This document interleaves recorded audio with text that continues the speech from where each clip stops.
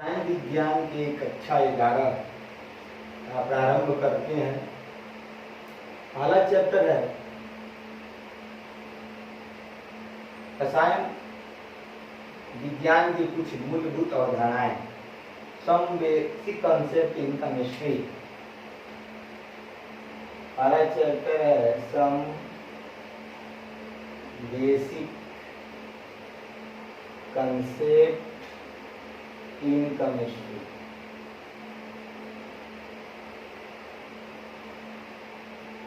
रसायन विज्ञान की कुछ मूलभूत अवधारणाएं।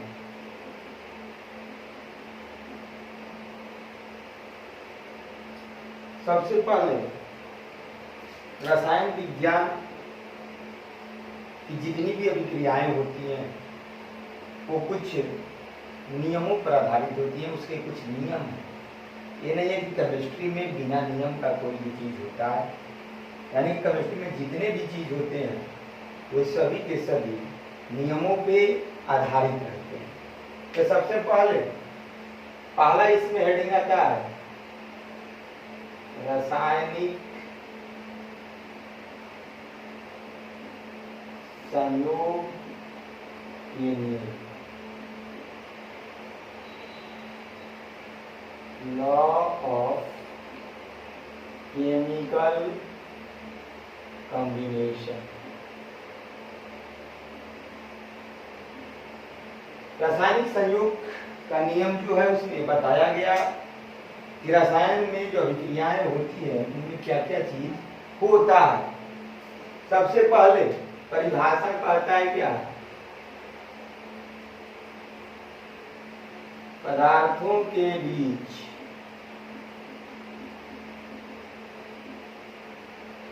होने वाली रासायनिक अभिक्रियाएं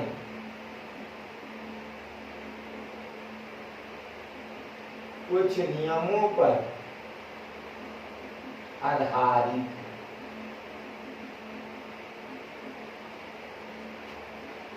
इन्हीं नियमों को रासायनिक संयोग का नियम कहा जाता है।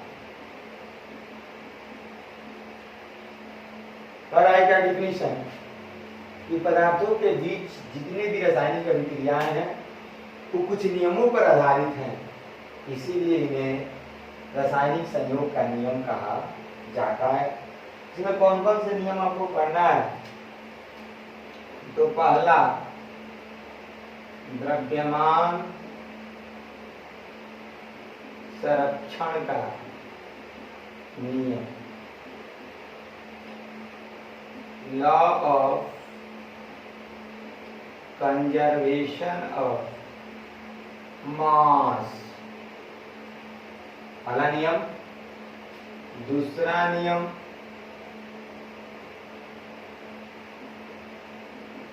स्थिर अनुपात का नियम, लॉ ऑफ कांस्टेंट प्रोपोर्शन। तीसरा गुणित अनुपात का नियम, लॉ ऑफ मल्टीपल प्रोपोर्शन। चौथा नियम है व्युत्क्रम अनुपात का नियम, लॉ ऑफ रेसिप्रोकल प्रोपोर्शन। और पांचवा वैज्ञानिक के नाम पर है गै-लुसाक का आयतन संबंधी नियम, गे लुसेक वॉल्यूमेट्रिक या वॉल्यूम लॉ। इतने नियमों को हम लोगों को पढ़ना है, यानी कि रासायनिक संयोग के मुख्यतः 5 नियम हैं और इस सभी नियमों को देखते हुए अभी हम लोग रसायन विज्ञान का अध्ययन करते हैं। जनरली हम पहले शुरुआत हमारी लगभग कोचिंग का देरी से हुआ था, इसमें सिर्फ हम लोग मैथ पढ़ाते थे, लेकिन डिग्री में ही हमसे कुछ लोग फिजिक्स अध्ययन करवाने लगे और दिनारा में एक विशेष मांग से केमिस्ट्री भी चालू हुआ। लेकिन अभी तक जितने भी हमारे विद्यार्थी हैं लोग कहते हैं कि एक टीचर 3 विषय कैसे पढ़ा सकता है, लेकिन जितने भी हमारे दिनारा के प्रोडक्ट हैं अभी तक रिजल्ट कम से कम दिनारा से इस लोकल स्तर से 80% से ऊपर जब ये तीनों विषय पढ़ने लगे तो हमारे लगभग विद्यार्थी 6-7 विद्यार्थी, यहाँ तक कुछ विद्यार्थी दिनारा टॉपर भी बन गए। लेकिन हम लोग जनरली विशेष पढ़ाई पर ध्यान देते हैं। ये नहीं होता है भाई, ज्ञान अगर हम पढ़ते हैं अगर है तो पढ़ाने में कोई दिक्कत नहीं है। जिस दिन कोई आएगा उस दिन देखा जाएगा। लेकिन अभी दिनारा में जितने भी टॉपिक है रसायन विज्ञान के, अगर सब देखा जाए तो अच्छे कंसेप्ट नहीं लोग दे पाते हैं, तो कंसेप्ट के चलते हम दिनारा में कम से कम रसायन पढ़ते हैं, लेकिन मूल सब्जेक्ट जो है वो मैथ और फिजिक्स है। लेकिन हम दिनारा में इसलिए चालू किए क्योंकि देखिए कि यहाँ पे अभी लोकल जगहों पर इन नियमों की सही व्याख्या नहीं होती। आप लोग नोट कर लीजिए।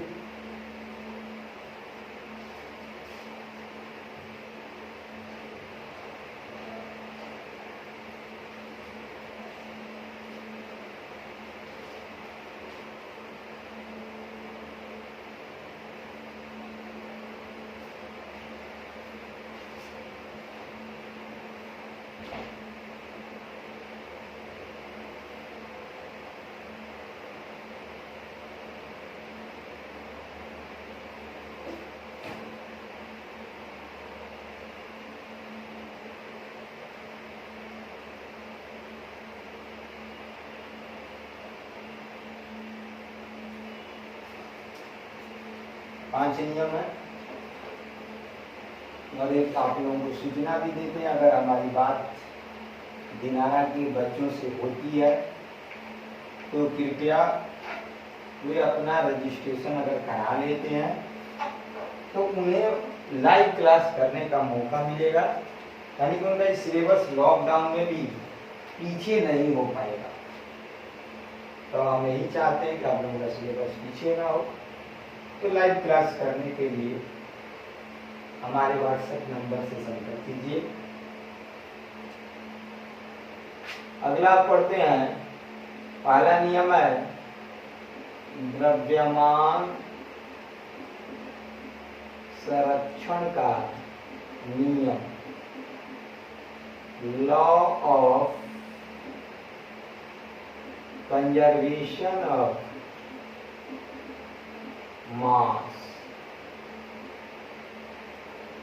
इस नियम में बताया गया, ये नियम बहुत पहले से है, 9th से हम लोग पढ़ रहे हैं क्या भाई, कि किसी भी अभिक्रिया में अभिकारकों का द्रव्यमान क्या था, अभिकारकों का कुल द्रव्यमान यहाँ पर दिया गया क्या था, उत्पादों का कुल द्रव्यमान समान होता है। अभिकारक के जितने भी द्रव्यमान हैं और उत्पाद के जो द्रव्यमान है हमेशा क्या रहते हैं, समान रहते हैं।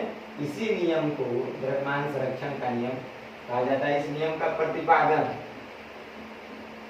इस नियम का प्रतिपादन लेवोजियर ने किया था। लेवोजियर, कुछ लोग लेवोजियर भी लिखते हैं, लेवोजियर ने किया था।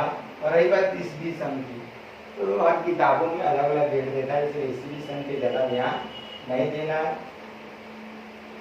इस नियम में क्या कहा गया कि अगर कोई रिएक्शन है A प्लस बी, अगर अभिक्रिया कर रहा है और बन रहा है C प्लस डी, तो अगर इसका द्रव्यमान WA मान लिया जाए, इसका WB, इसका WC और इसका WD, यहाँ नियम के अनुसार कह रहा है कि WA प्लस WB बराबर WC प्लस WD।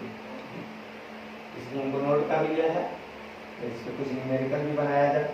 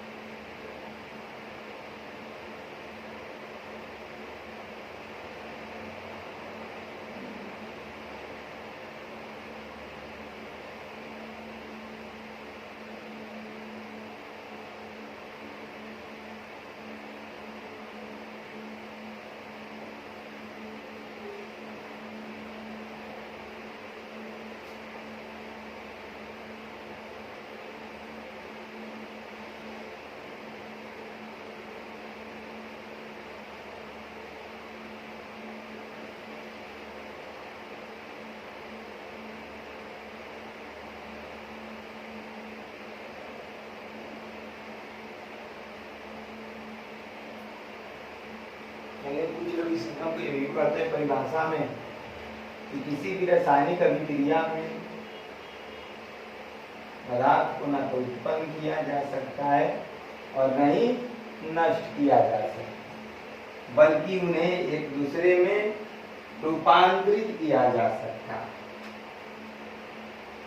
तो न्यूमेरिकल कर रहा है क्या, पहला क्वेश्चन, NaCl का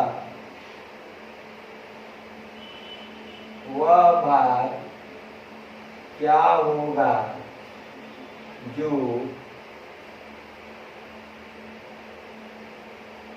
4 ग्राम सल्फ्यूरिक अम्ल के साथ अभिक्रिया करके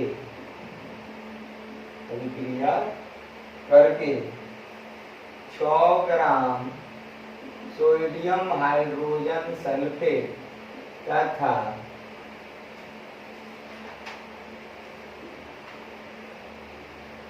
1.825 ग्राम HCl बनाता है। तो क्या कर रहा है, पहले रिएक्शन लिख लिया जाए। हल करते समय NaCl plus H2SO4 NaHSO4 plus HCl। तो यहाँ पर हम देख रहे हैं कितना, x इसको मान लेते, इसको निकालना है, और इसका कितना दिया है 4 ग्राम, और ये दिया है 6 ग्राम, और ये दिया है 1.825 ग्राम। तो इस नियम से अगर देखा जाए तो x plus 4 equal to 6 plus 1.825, x plus 4 7.82, therefore x is equal to 7.825 minus 4, घटाएंगे तो कितना हो जाएगा 3.825 ग्राम NaCl। यानी किस तरह का सवाल दिखता है, और इसको रिएक्शन में लिख दीजिए, और रिएक्शन लिखने के बाद न्यूमेरिकल बनाइए तो आपका बन जाता है। तो नोट कर लीजिए इसे।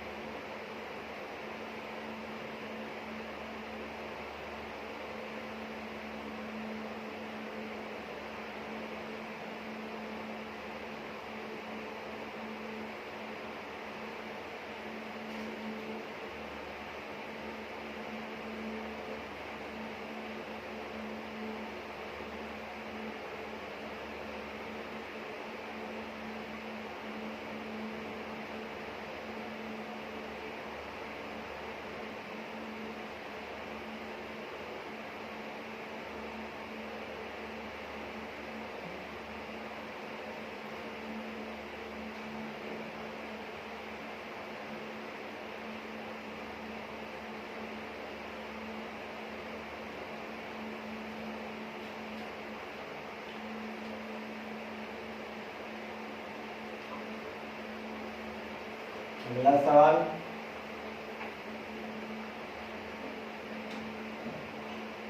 क्वेश्चन में है 4.2 ग्राम NaHCO3 को 10 ग्राम एसिटिक अम्ल में मिलाने पर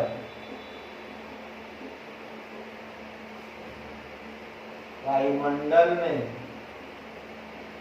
2.2 ग्राम CO2 निकल जाता है तथा शेष कितने ग्राम 12 ग्राम रेसिड्यू के रूप में, यानी कि रेसिड्यू मतलब शेष के रूप में शेष 12 ग्राम बच जाता है। तो दिखाएं कि यह द्रव्यमान संरक्षण के नियम का पालन करता है। सबसे पहले NaHCO3 प्लस CH3COOH, देखिए आने वाले दिन में ये भी हम बताएंगे कि अगर इस तरह का रिएक्शन होता है तो क्या बनेगा।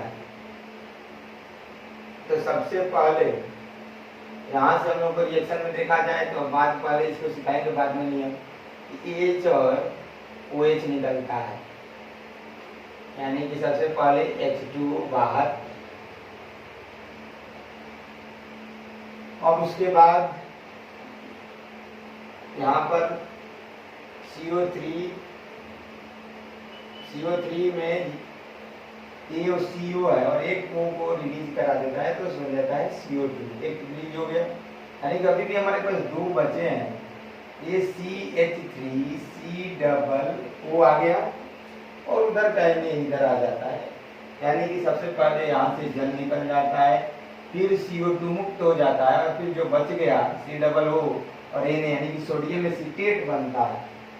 तो यहाँ पर दिया है कितना 2.2 ग्राम, ये 10 ग्राम कर है क्या कि CO2 वायुमंडल में कितना चला जाता है 2 ग्राम और ये दोनों मिलकर कितना बच जाता है कचड़े के रूप में 12 ग्राम बच जाता है। तो हमारा क्या होना चाहिए कि 2.2 प्लस 10 बराबर 2.2 नहीं, कितना चला जाता है मंडल में 2.2 ग्राम वायुमंडल में चला जाता है, तो क्या बच जाता है, कितना ग्राम बच जाता है, अगली बात ये क्वेश्चन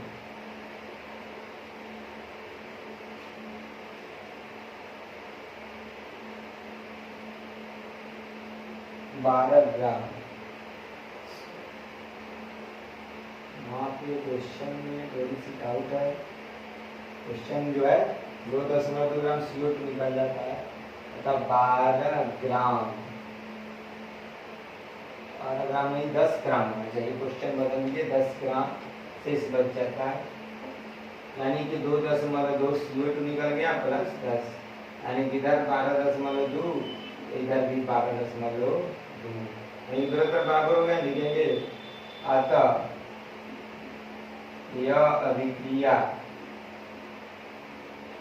द्रव्यमान संरक्षण नियम का पालन करें।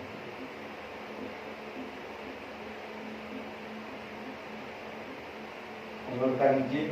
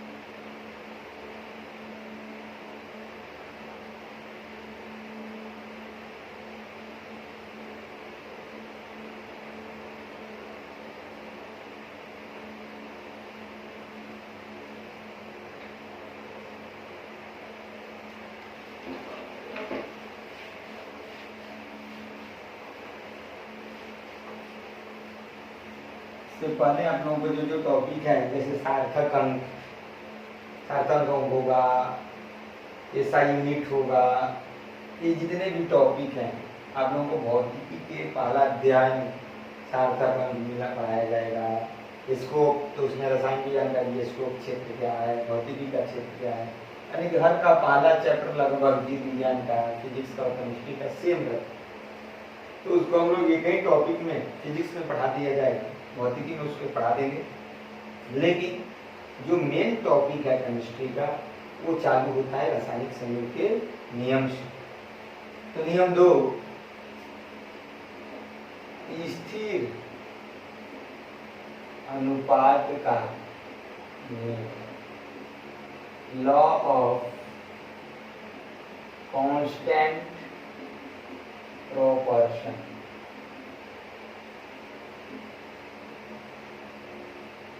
लॉ ऑफ कांस्टेंट प्रोपोर्शन जो था, जोसेफ प्राउस्ट, ये प्राउस्ट के द्वारा दिया गया था, और क्या बोला था कि किसी भी शुद्ध रासायनिक यौगिक में उपस्थित संघटक, मतलब कि उसके अयव संघटक तत्वों का भार का अनुपात निश्चित होता है। यानी कि जितने भी यौगिक हैं, अगर उनके संघटक तत्वों को देखा जाए तो उनका भार का अनुपात क्या है, निश्चित है। जैसे CO2, तो CO2 में कार्बन कितना, 12 ग्राम। अगर हम कार्बन को देखें, और ऑक्सीजन कितना, तो 116 होता है, तो 16 दूनी 32 ग्राम।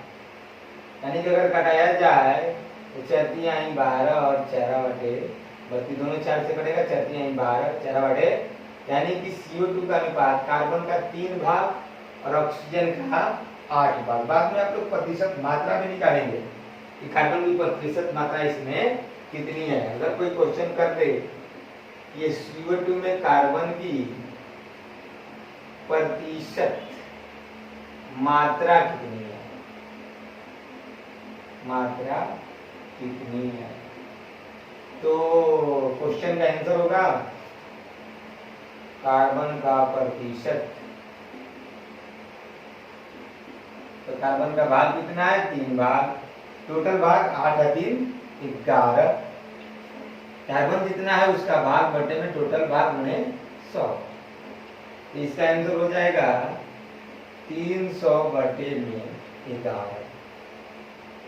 ये हो जाएगा 11 दूनी 22, 8 0, 11 7 77, 3 0, 11 दूनी 22, लगभग 27.2% इसमें कार्बन होता है CO2 में। और ऑक्सीजन का अगर प्रतिशत आ जाए, ये प्रतिशत बाद में बहुत बड़ा इंपॉर्टेंट है न्यूमेरिकल के लिए, इसलिए अभी हम सिखा भी दिए। 8/11, क्योंकि ऑक्सीजन के इसमें 8 भाग है, टोटल 11, 8 × 3 = 11 होता है, 100, यानी कि हो जाएगा 800/11, तो कितना हो जाएगा, 11 7 77, 3 0, 11 दूनी 22, और फिर कितना बच गया, 8 0, 11 7 77, यानी कि 72.7%।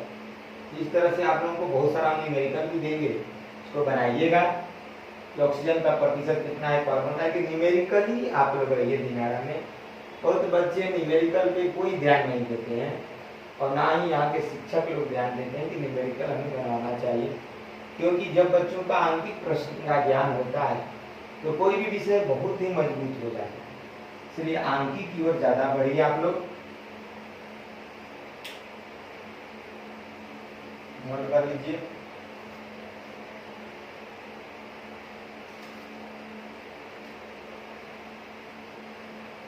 तो अगर कभी भी परीक्षा में आए CO2 में कार्बन का और ऑक्सीजन का अनुपात क्या है, तो 3:8 होगा, यानी कि उनका भाग आप लोगों को हमेशा याद रखना है, और कम से कम 1 से 20 तक का भाग सब बच्चों को याद रखना चाहिए।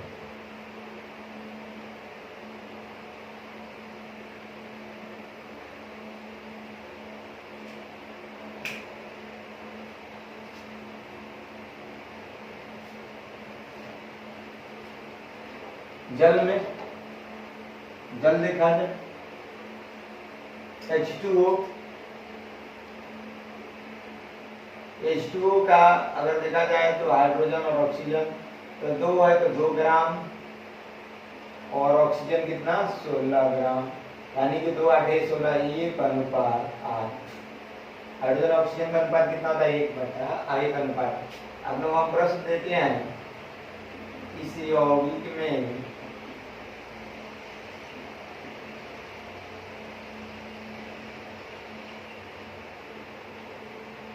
हाइड्रोजन तथा ऑक्सीजन की प्रतिशत मात्रा निकाल। इसी तरह से बहुत सारा क्वेश्चन है। H2SO4 में तत्वों का अनुपात तथा प्रत्येक तत्वों का प्रतिशत मात्रा निकालें। उसी तरह से दूसरा CaCO3 में भी निकालिएगा प्रत्येक तत्व। चौथा CaO में निकालिए। पांचवा HCl में निकालिए। छठवा NaHCO3 में निकालिए। जितने भी तत्व हैं इसके। सातवां क्वेश्चन CO में निकालिए। आठवां क्वेश्चन N2O में निकालिए। नौवां क्वेश्चन